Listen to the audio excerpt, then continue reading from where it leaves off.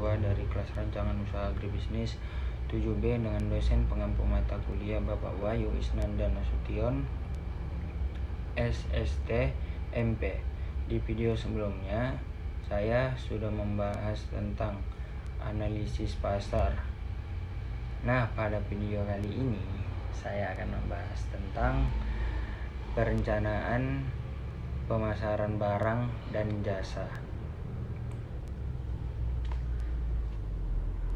Rencana pemasaran merupakan salah satu bentuk manajemen perusahaan untuk mencapai tujuan dari pemasaran produk, yaitu mendapatkan keuntungan dari produk yang dipasarkan itu. Karena itu, perlu keahlian khusus dalam menyusun rencana pemasaran sehingga kita mendapatkan keuntungan yang besar.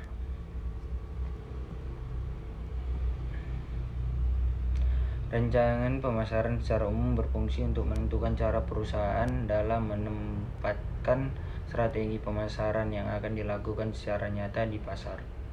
Dapat dikatakan bahwa rencana pemasaran seperti sebuah peta jalan yang akan dapat memberikan petunjuk arah agar tercapai tujuan bisnis perusahaan, sehingga membutuhkan pemeriksaan secara berkala.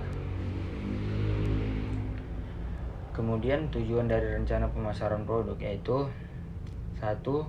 Mengetahui informasi yang berkaitan dengan perubahan pasar dan persaingan perusahaan lain. 2. Menciptakan jaringan kerja yang lebih luas. 3. Meningkatkan keuntungan dengan cara yang lebih efisien dan efektif. Selain itu, elemen pendukung rencana pemasaran sangat mendukung suksesnya rencana pemasaran produk. Nah, apa saja elemen-elemen pendukung rencana pemasaran itu? Pertama, produk. Sebelum menyusun rencana pemasaran produk, produsen harus bisa memastikan bahwa produk tersebut dibuat dengan beberapa pertimbangan yang matang, khususnya yang terkait dengan target pelangganan, serta produk tersebut sudah seharusnya memang sesuai dengan apa yang dibutuhkan oleh target pasar yang dibidik perusahaan ketika menciptakan produk tersebut. Perlu diketahui pula bahwa kebanyakan orang membeli produk bukan hanya karena mereka ingin produk tersebut, melainkan karena mereka ingin agar produk yang dibeli itu dapat menyelesaikan masalah yang sedang mereka hadapi. Kedua, konsumen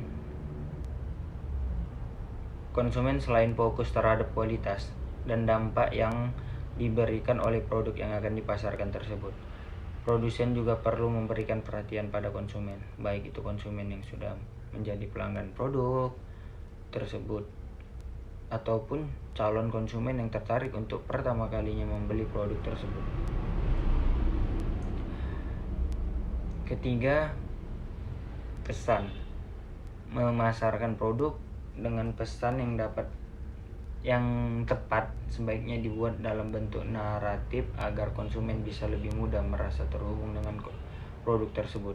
Salah satu contohnya melalui artikel yang diposting di blog yang memiliki fitur SEO, sehingga berbagai artikel tentang produk tersebut bisa lebih mudah ditentukan oleh calon konsumen lewat internet. Keempat, tim pemasaran. Kerjasama sebuah tim yang kompak akan memudahkan promosi suatu produk. Namun, menghubungkan dan menjaga kerjasama yang baik antara sejumlah orang dalam sebuah tim agar selalu berada di jalur yang diinginkan bukan sebuah pekerjaan yang mudah. Sebuah tim pemasaran produk sudah seharusnya menjadi jembatan antara penjual, pemasaran, metode, dan juga pengembangannya. Kelima, promosi. Rencana promosi produk tentunya perlu mengelaborasi serta menyampaikan pesan produk kepada konsumen pada waktu yang tepat. Maka dari itu diperlukan riset yang pada akhirnya akan bisa mempermudah produsen untuk melakukan identifikasi yang lebih jitu. berkaitan dengan target sasaran sasaran promosi produsen. Selain itu, melainkan promosi di saat yang tepat juga perlu dipikirkan. Misalnya, seperti musim apa yang cocok untuk mulai melakukan promosi terhadap produk yang akan dipasarkan tersebut. Pada dasarnya diperlukan kecocokan antara pasar dengan produk yang akan dipasarkan tersebut. Keenam, analisis. Sebagai orang yang akan memasarkan sebuah produk, produsen tidak bisa begitu saja langsung mengharapkan pemasaran produk dengan hasil yang sempurna, apalagi ketika melakukan percobaan pemasaran produk yang pertama.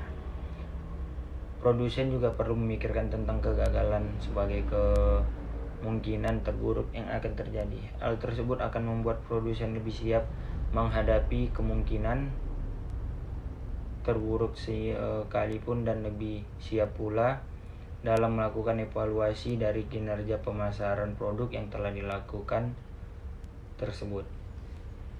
Selanjutnya, adapun langkah awal untuk merancang rencana pemasaran produk diantaranya yaitu: 1. Segmentasi pasar. Segmentasi pasar merupakan gambaran umum dari target produsen yang ingin fokus agar tertarik membeli produk produsen. Dengan melakukan segmentasi pasar, itu artinya produsen mengelompokkan pasar menjadi beberapa segmen yang memang disesuaikan dengan karakteristik dan kebutuhan. Misalnya, segmentasi pasar dari produk fashion wanita yang dibedakan berdasarkan usia, mulai dari produk fashion wanita untuk usia 20 sampai 20, 21 sampai 30, usia 31 sampai 40, hingga usia yang lebih dari 40 tahun ke atas. Maka dapat disimpulkan bahwa produsen akan lebih mudah dalam melihat karakteristik dan tingkat kebutuhan masing-masing segmentasi pasar, dalam hal ini calon konsumen wanita. Kedua, targeting, di mana tim pemasaran produk akan mulai mengerucut lagi segmen pasar sehingga target pasar dengan produk yang akan dipasarkan itu lebih sesuai dengan yang diharapkan. Contohnya, produk fashion wanita yang dibanderol dengan harga di atas 1 juta rupiah. Misalnya, segmentasi pasarnya jika berdasarkan pada karakteristiknya, maka usia target pasar yang paling sesuai adalah wanita yang usianya antara 30 sampai 35 tahun. Hal tersebut disebabkan karena selain sudah berpenghasilan sendiri, wanita pada usia 30 sampai 35 tahun itu masih termaksud wanita yang mengenal dunia mode. 3.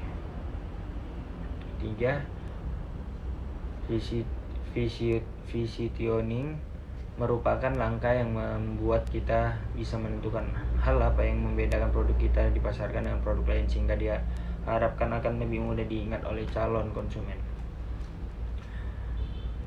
Contohnya, ketika produk fashion yang akan kita pasarkan memiliki konsep produk yang mengikuti perkembangan tren serta terbuat dari bahan yang nyaman, maka jika ada calon konsumen yang tertarik untuk membeli fashion yang lagi tren dengan bahan yang nyaman, maka produk kita lah yang akan langsung terlintas di pikiran mereka.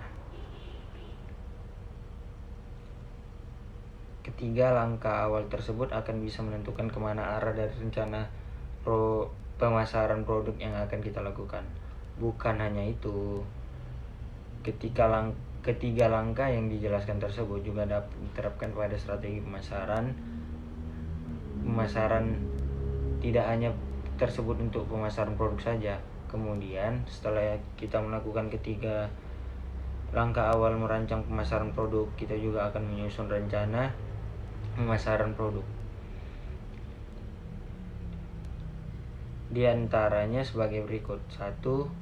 Membuat laporan. 2. Menentukan pangsa pasar. 3. Menentukan target pemasaran menggunakan konsep SMART.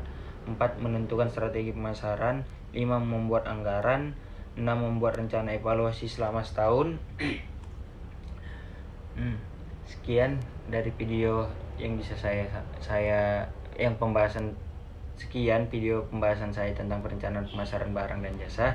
Semoga dapat bermanfaat untuk kita semua ya. Sampai jumpa di video selanjutnya. Billahi taufiq wal hidayah. Assalamualaikum warahmatullahi wabarakatuh.